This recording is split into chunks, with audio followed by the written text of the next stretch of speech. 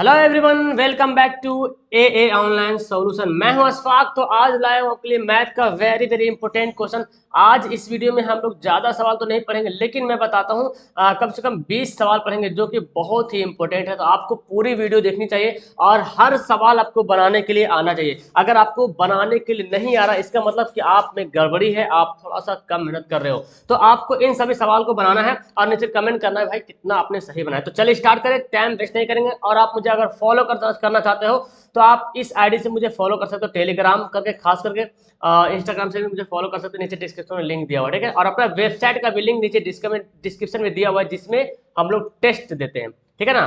तो चलिए सवाल हमारा यहाँ पे सबसे पहला है, एक गुब्बारे की ऊंचाई क्या होगी यदि धागे की लंबाई 100 मीटर है, उनका उन्नयन कोण 30 डिग्री है। तो गुब्बारे की ऊंचाई ज्ञात करना है, ठीक है, गुब्बारे की ऊंचाई। तो मैंने एक यहाँ पे इस तरह से बना लिया, आपको इस तरह से बनाना है फिगर। गुब्बारे की ऊंचाई, मान लीजिए यहाँ पे गुब्बारा उड़ रहा, तो गुब्बारे की ऊंचाई कितनी है? 100 मीटर। 100 मीटर जो है गुब्बारे की ऊंचाई है, और 30 डिग्री यहाँ पे दे दिया क्या, कोण है। तो बोलता है गुब्बारे की ऊंचाई क्या होगी, सॉरी ऊंचाई ही पूछ रहा है ना, गुब्बारे की ऊंचाई यही निकालना है। धागे की लंबाई 100 मीटर, यानी कि 100 मीटर क्या है, ये धागे है, ये जो है तिरछा ये धागे है। तो हमको निकालना क्या, देखो यहाँ पे कर्ण दिया हुआ है और लंब हमको निकालना है ना जी। और थीटा कौन दिया, तो लंब बटा कर्ण किस में आता है, तो आप बोलेंगे सर सैन, सैन में तो आता है लंब लंब बटा कर्ण। सैन बराबर क्या होता है, लंब बटा कर्ण, यानी कि यहाँ पे हम मान लेते हैं ऊंचाई h है ना जी। तो ऊंचाई h हो गया, लंब हो गया, और कर्ण कितना हो गया, 60 हो गया। और आपको पता है साइन इसका वैल्यू क्या होता है, 1/2 होता है, h/100। जब इसको क्रॉस मल्टीप्लीकेशन करोगे तो क्या हो जाएगा, 100, और 2 से कट सकता है, 2 से 50 से काट दो तो h बराबर क्या हो गया, 50 metre. Very very simple and easy question. ये सब सवाल आपको 2 नंबर में भी देखने को मिलेगा और 1 नंबर में भी देखने को मिलेगा। तो ये सब सवाल एकदम स्किप नहीं करना है, सारा सवाल को बनाना है। एग्जाम में ये सब सवाल आएगा भी, इस टाइप का सवाल आएगा, और आपको इस टाइप का सवाल बनाना है तो बनाना है कि हर हाल में। किसी छड़ की ऊंचाई लंबाई एवं उसकी छाया का अनुपात, देखिए पहले क्या बोल रहा, लंबाई, और छाया बाद में बोल रहा। तो हम पहले बनाएंगे इस तरह से फिगर। तो पहले बोल रहा लंबाई, तो पहले लंबाई यानी कि 1 के रूप में है, और छाया कितना है, √3 के रूप में है, ठीक है ना।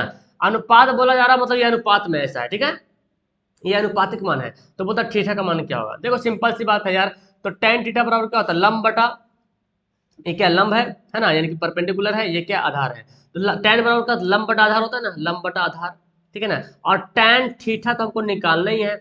लंब का वैल्यू 1 दिया हुआ, आधार का वैल्यू √3 दिया हुआ, और आपको पता है 1/√3 किसके बराबर होता है। तो बोलेंगे सर tan 30 डिग्री जो होता है 1/√3 के बराबर होता है, ठीक है। तो tan यहाँ से कट जाएगा, तो थीटा बराबर कितना बचेगा, 30 डिग्री। क्लियर है, थीटा बराबर कितना हो गया, 30 डिग्री हो गया। इजी है ना सवाल, बहुत ही इजी सवाल है। ओके, चलिए आगे बढ़ते हैं। स्पर्श रेखा और वृत्त के उभयनिष्ठ बिंदु को क्या कहते हैं, यानी कि एक वृत्त खींचा हुआ, ठीक है, और यहां से एक स्पर्श रेखा, स्पर्श रेखा जब भी जाता है तो वृत्त के किसी भी एक बिंदु से टच होकर जाएगा, है ना। यानी कि स्पर्श रेखा जब भी जाएगा वृत्त से तो केवल एक बिंदु से टच होगा, ठीक है, इस बात को याद रखिए, केवल एक बिंदु से टच होगा।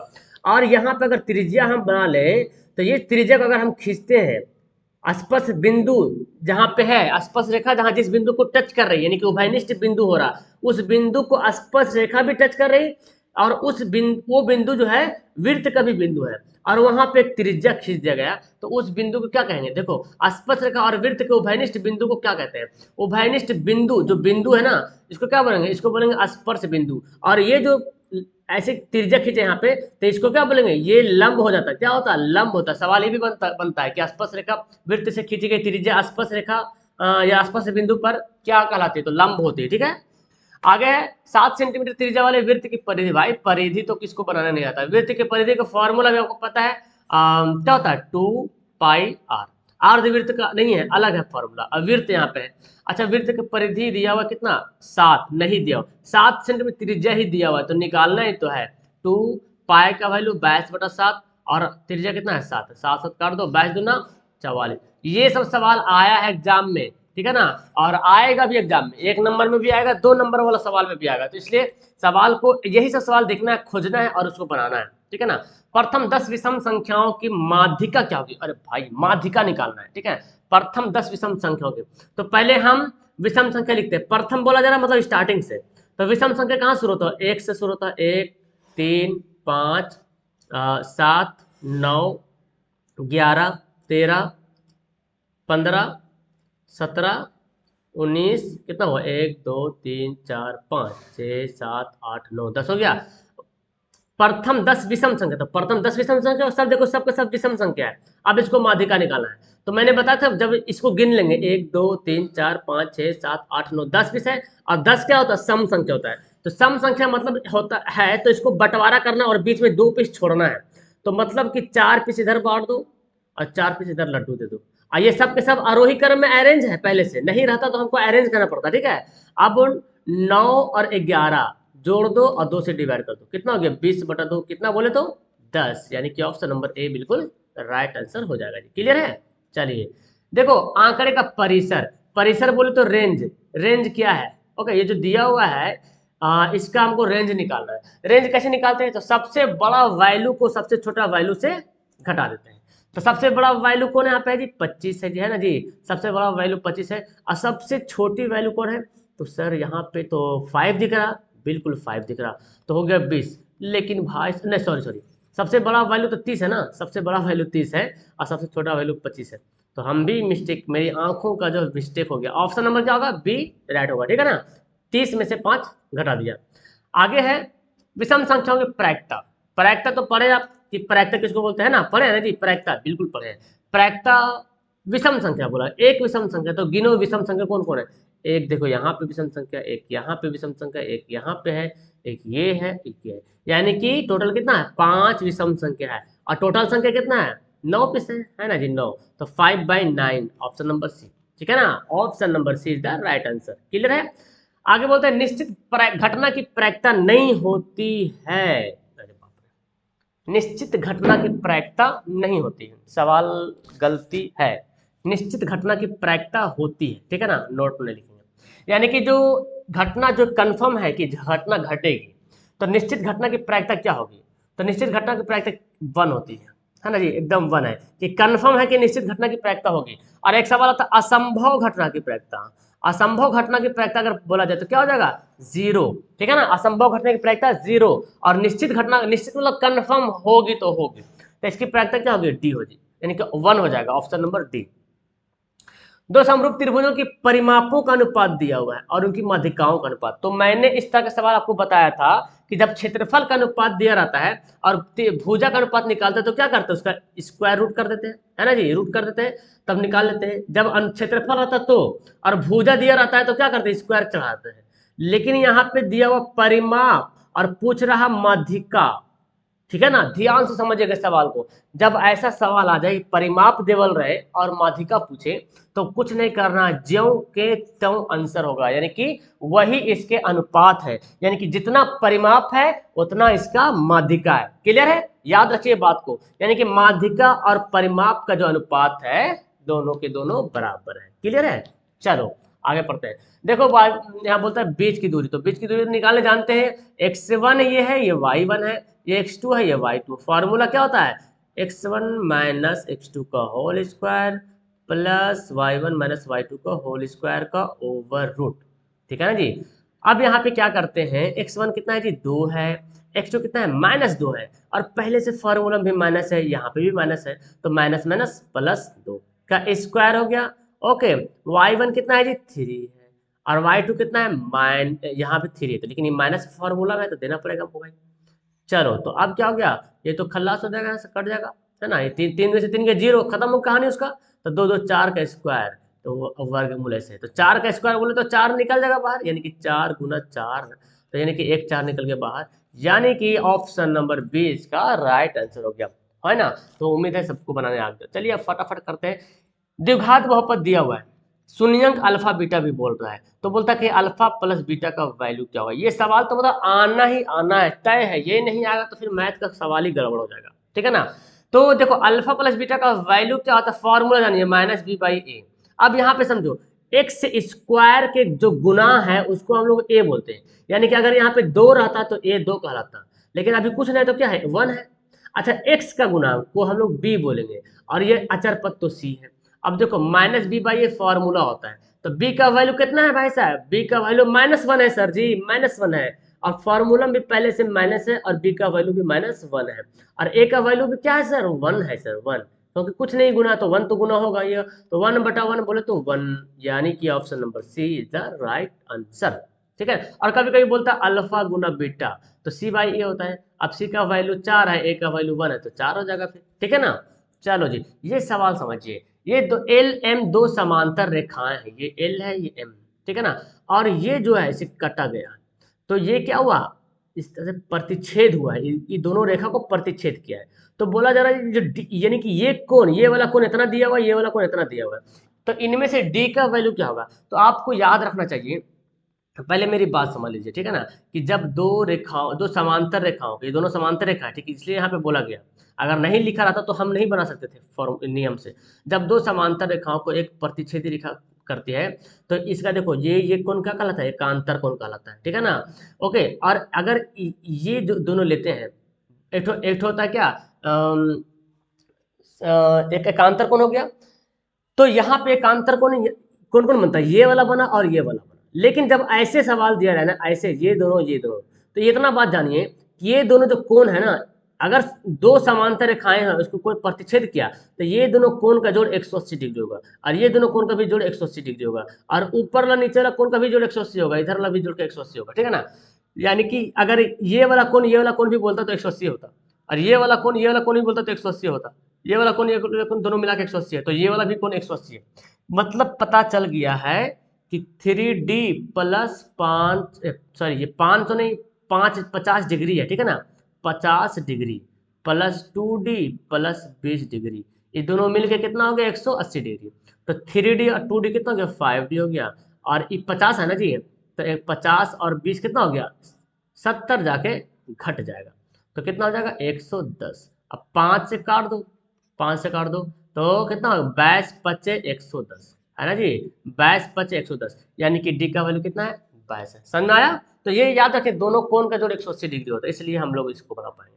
अब देखो भाई, ये सवाल तो हर कोई बनाएगा, है ना। गली गली का बच्चा बना सकता है सवाल को, मतलब जो क्लास 10 में पढ़ रहा है। अब जो नहीं बना पाएगा तो हद है यार। फिर यहाँ पे पाई का वैल्यू जो दिया वो 180 पुट करेंगे। ठीक है ना, साइन 180/4 माइनस कॉस 180/4, तो साइन काट दो, 45 होगा ना, 45 चौक 180, एक 5 चौक 4 चौक 16 4 25 45, तो साइन 45 माइनस कॉस 45। साइन 45 का वैल्यू भी होता है 1/√2, और कॉस 45 का भी तो वही होता है 1/√2। घट गया, आ गया क्या, 0। लड्डू अंडा गंडा हो गया। आगे बढ़ते हैं। ये सवाल तो खैर आया है सवाल में, ये सवाल पता कब आया है, मेरे ख्याल से 2014-15 में आया सवाल। देखो, आप वर्ग चिन्ह कैसे निकालते हैं, ये दिया रहता है इस तरह से, 0 से 10, 10 से 20 बनाते हैं ना, तो वर्ग चिन्ह कैसे निकालते हैं सर जी, इन दोनों को जोड़ के 2 से भाग कर देते हैं, तो वर्ग चिन्ह निकल जाता है ना जी। 40 से 50 है, तो 40-50 जोड़ देते हैं और 2 से भाग कर देते हैं, यानी कि ये जो 40 है ना, ये निम्न वर्ग है, और 50 उच्च वर्ग है, यानी कि ऊपरी वर्ग सेंटीमीटर। ठीक है ना, और क्या जोड़ते हैं, निम्न वर्ग सीमा, सीमा बोला गया, सॉरी सेंटीमीटर नहीं, निम्न वर्ग सीमा, क्या बोला गया, निम्न वर्ग सीमा, निम्न वर्ग सीमा। इन दोनों को जोड़ के 2 से क्या करेंगे, डिवाइड करेंगे, हमारा वर्ग चिन्ह निकल जाएगा। तो ये तो खैर बनाया हुआ है, तो option number C right answer हो गया है। पढ़ते आगे। ये सवाल बहुत ही अच्छा सवाल है, अगर आपने इस सवाल को नहीं समझा तो मतलब दिक्कत है। देखो सवाल क्या बोलता है, देखो देखो पहले समझो भाई साहब, यहाँ पे मैंने क्या बताया अभी, एक्स स्क्वायर के गुणांक को ए बोला जाता है, और ए यहाँ पे कितना है, सी है। याद रखें, गौर रखें इस बात को, नहीं तो हर बंदा गलती करता है।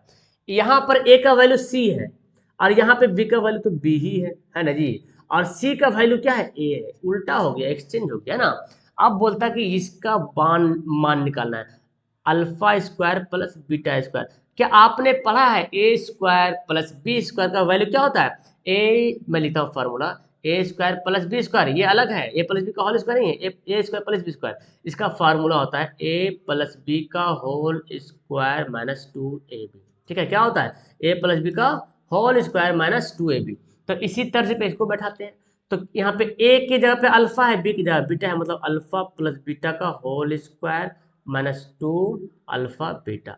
अब देखो भाई साहब कि अल्फा प्लस बीटा क्या होता है, फॉर्मूला -b/a। अभी फॉर्मूला हम लिख रहे हैं ना, और अल्फा इंटू बीटा क्या होता है, c/a।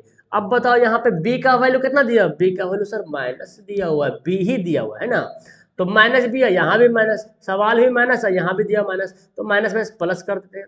और ए का वैल्यू क्या दिया हुआ है, देखो ए का वैल्यू सी, एक जगह पे सी लिखा हुआ है, यानी कि सी 2, और सी की जगह पे क्या लिखा हुआ है, देखो सी की जगह पे ए लिखा हुआ है, और ए की जगह पे सी तो है ही था लिखा हुआ। चलिए अब इसको मैं क्या करता हूँ, इसको तो ऊपर करते हैं। यहाँ पे क्या लिख सकते हैं, बी का स्क्वायर प्लस सी का स्क्वायर माइनस 2a/c। अब भिन्न का जोड़ वगैरह कर लेते हैं। सी स्क्वायर यहाँ पे एक ठो है, तो एक सी कॉमन हो जाएगा, है ना जी। सी स्क्वायर क्या हो जाएगा, सी स्क्वायर कॉमन हो जाएगा, ठीक है ना, क्योंकि एलसीएम लेना है ना, सी स्क्वायर सी को एलसीएम लेंगे तो बड़ा वाला कॉमन होता है। और यहाँ पे क्या बचा, बी स्क्वायर बचा, यहाँ पे 2, एक ठो इस सी से सी स्क्वायर को भाग करेंगे, सी को सी स्क्वायर से भाग कीजिए तो एक पीस कटेगा, सी एकम सी, तो एक पीस बचेगा, है ना, एक पीस बच जाएगा यहाँ पे। तो एक पीस काटेंगे तो बचेगा जी, सी बटा सी स्क्वायर को काटेंगे तो एक सी बचेगा ना, और उसको गुना करेंगे तो 2ac। अब देखो ये वाला option, B square minus 2ac/c², है ना। चले आगे पढ़ते हैं। बहुपद का शून्यंक, तो शून्यंक तो हर कोई बना लेगा, 4x² माइनस 3 बराबर 0 कर लेना पहले। 4x² बराबर क्या, 3 को इधर भेज देंगे तो क्या बन जाएगा, +3, ठीक है, माइनस जाके क्या बनेगा, प्लस बनेगा। अब x² बराबर 3/4, है ना जी। अब यहाँ पे क्या करते हैं, स्क्वायर को उधर भेजते हैं, जब भी स्क्वायर को उधर भेजेंगे तो ये प्लस माइनस 3/4 का ओवर रूट बन जाएगा। अब यहाँ पे रूट 3 का तो रूट निकलेगा नहीं, लेकिन 4 का रूट निकल जाएगा, तो देखो है ना, ऑप्शन देखो है ना, एक प्लस में एक माइनस में, है ना जी, ये 2 बार मतलब क्या हुआ, एक प्लस में भी एक माइनस में है, तो हमारा आंसर क्या होगा, ऑप्शन नंबर सी होगी। चलिए आगे सवाल पढ़ते हैं। सेक स्क्वायर थीटा -1, फॉर्मूला क्या होता है, sec square theta minus tan square theta बराबर 1, और सेक स्क्वायर थीटा, तो सेक स्क्वायर थीटा 1 को इधर लाएंगे तो -1, और tan इधर जाकर बनेगा क्या, प्लस tan स्क्वायर, मतलब कि ये फॉर्मूला ही यहाँ पे दे दिया गया है। ऑप्शन नंबर सी इसका हो गया बिल्कुल सही आंसर। क्लियर है, आगे बढ़ते। कौन थीटा वाले, यानी कि थीटा कोण वाले त्रिज्या खंड का क्षेत्रफल, भाई साहब त्रिज्या खंड का क्षेत्रफल का फॉर्मूला बहुत आसान है, theta by 360 pi r square. अब देखो फॉर्मूला है theta by 360 pi r square. अच्छा, इस सवाल को घुमा के पता कैसे देगा, ये जो ऑप्शन है ना, कभी कभी ऐसा देगा कि ऑप्शन ई वाला नहीं देगा, ऐसे लिखेगा, देखो कैसे दिमाग लगाता है, थीटा बाई 720 इंटू 2πr²। देखिए ये भी वही बात है ना, ये दोनों सेम बात है। कैसे सर जी, 2 से काट देंगे तो 2 × 6 2 × 12 कटेगा ना, तो 2 से कट के यही तो आ रहा है ना, जो 2 से काटेंगे 720 को तो यही तो आया 360। तो एक बार ऐसे सवाल दे दिया था ऑप्शन में, अब बंदा तो ये पढ़ा हुआ है, अब फटर तुरंत देखा theta by 360 pi r square नहीं लिखा हुआ है, कहीं लिखा हुआ थीटा बाई 360 पाई, मार दे खट सन इसका आंसर। लेकिन जब ये वाला रहेगा तो ये वाला रहेगा, तो ये वाला नहीं रहेगा, ये वाला रहेगा तो ये वाला नहीं रहेगा, तो आपको ध्यान देना इस बात को, नहीं तो फिर आप भी फंस सकते हैं इस चक्रव्यूह में। तो हमारा आंसर फिलहाल सी हो गया। अब पढ़ते हैं कि वृत्त के किसी बिंदु पर स्पर्श रेखा के स्पर्श बिंदु पर जाने वाली त्रिज्या। अरे भाई साहब अभी मैंने बता दिया आपको कि वृत्त के किसी बिंदु पर, एक बिंदु ले लिया, यहाँ पे वाला एक बिंदु है, और इसी बिंदु को टच होते जा रही है एक स्पर्श रेखा, तो और यहाँ पे जो त्रिज्या खिंचाएगा ये क्या करेगा, ये लंब होती है, क्या होती है, लंब, परपेंडिकुलर। और पता आपको ये थ्योरम भी है जी, है ना, ये थ्योरम भी है। और आप सर्च करो कि ए ऑनलाइन सॉल्यूशन थ्योरम गूगल में, मैंने पूरा थ्योरम 9 थ्योरम त्रिभुज के 2 थ्योरम जो है सर्किल से मैंने पढ़ाया है, पिछली बार पढ़ाया, लेकिन आप देख सकते हैं, वीडियो तो अपलोड ही है। क्लियर है, अब लास्ट बार पढ़ते हैं जी। द्विघात समीकरण जो दिया हुआ है ax² है जी bx + c के मूल वास्तविक और समान होंगे तो कैसे होंगे, भाई साहब देखो, जब b² - 4ac = 0, यानी कि जब इसको हल करेंगे, ठीक है ना, इस सवाल को इस फॉर्मूले पे हल करेंगे, तो ये पहले बोले द्विघात समीकरण है, और द्विघात समीकरण का यही रूल ही होता है, ax² + bx + c, ठीक है, व्यापक रूप यही है। अगर b² - 4ac निकाला तो इसी को बोलते हैं वास्तविक और समान, मतलब कि d का वैल्यू क्या है, 0 के बराबर है। ये क्या है, वास्तविक और समान है, वास्तविक और समान। अब अगर d का वैल्यू आ गया 2 5 10 15 20, मतलब प्लस में आ गया, प्लस में, यानी कि d क्या है, बड़ा है 0 से, है ना जी। जब d का वैल्यू आ जाएगा 2 3 5 10 12 जो भी आ जाएगा तो 0 से बड़ा हो गया, तो जब 0 से बड़ा हो जाएगा तो ये वास्तविक तो होगा लेकिन असमान। असमान कब होगा, जब बराबर होगा तब ना होगा असमान, ठीक है ना। और जब बोले d का वैल्यू माइनस में आ जाए, -5 -20 कुछ भी आ जाए, तो d जो है छोटा हो गया 0 से, क्योंकि 0 से छोटा होता है, 0 जो है -5 -20 से बड़ा है, तो d इसके जगह पे तो d छोटा हो गया। तो जब ऐसा होगा तो ये अवास्तविक क्या हो जाएगा, अवास्तविक, समझ लो कि आभासी बोल सकते हैं। तो यहाँ पे हमारा 20 सवाल हो गया है क्लियर। अब मैं आपको एक सवाल होमवर्क देने वाला हूं और आपको उस होमवर्क को कंप्लीट करना है और मुझे इसी वीडियो के नीचे डिस्क्रिप्शन जो खाली खाली सा दिख रहा है ना उसको भर देना है, ठीक है ना। तो चलो होमवर्क नोट करने की कोशिश करो। मैं होमवर्क दे रहा हूं आपको, बहुत मस्त वाला सवाल मैं देने वाला हूं। सवाल हमारा है, दो क्वेश्चन है, दो तीन, सॉरी एक मिनट, दो, छ, पाँच, चार, तीन, एक का माध्यिका निकालना। क्या निकालना, माध्यिका, जिसको माध्यक बोलते हैं, है ना। मीन, मोड, मीडियन, है ना जी, मीडियन निकालना है, माध्यिका, ठीक है ना। इसका 2, 6, 5, 4, 3, 1, 2, 6, 5, 4, 3, 1, इसका निकालना माध्यिका। तुम लोग फटाफट बनाओ और नीचे कमेंट करो, देखते हैं कौन बंदा सही से बनाता है। वाकई में तुम लोग पढ़ रहे हो तो नीचे आंसर बताना जरूर। चलो ठीक है, वीडियो को लास्ट करते हैं। और अभी तक जिन्होंने चैनल को सब्सक्राइब नहीं किया बंदे सब्सक्राइब करो और वीडियो को लाइक तो करना ही मांगता है ना, बिकॉज मेहनत तो रायगा नहीं जाएगी। ओके, तो लास्ट करते हैं, मिलते हैं नेक्स्ट वीडियो में, टाटा बाय बाय।